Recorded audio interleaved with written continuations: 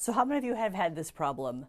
You have a piece you want to play, you're very excited about it, you love this piece, but you're paranoid about one high note in the whole piece. And it causes you to not even want to play that piece because it's got this one high note that is somewhere, maybe it's in the middle, maybe it's at the end, and you hit that high note maybe 50% of the time. Sometimes you hit it and it sounds great, but you don't know if you're going to hit it or not, and you just are paranoid about that note.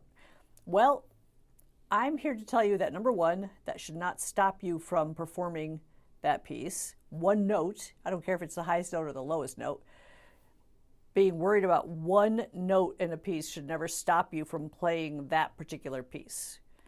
Number two, I'm here to tell you that the way to improve your odds of hitting that note are not to worry about that note. Rather, it's to pay attention to the note that precedes that high note. Or it might actually be a couple notes that precedes that high note. More often than not, it's the note that you hit just before the high note. Let's say you're going from a high G to a high C. And the high C you hit maybe 50% of the time. And you're very preoccupied about that note. Well, your thinking is actually erroneous. The note to be concerned most about is whether you're hitting dead center of the slot on the note that hits just before the high C. So if it's the high G, you want to focus all of your attention on nailing that high G right in the center. Pure sound, gorgeous, drive your air.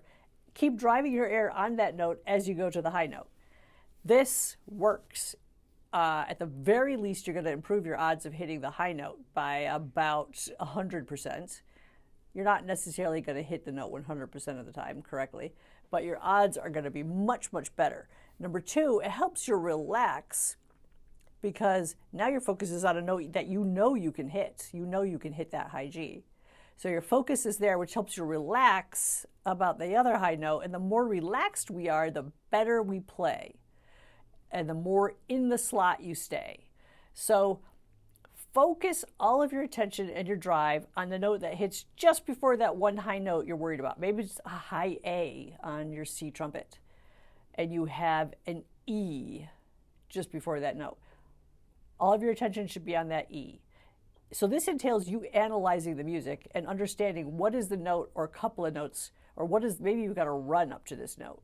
Up to the high C. Maybe you got a 4/16 that lead up to the high C. Maybe it goes C, D, F, G, and then the high C.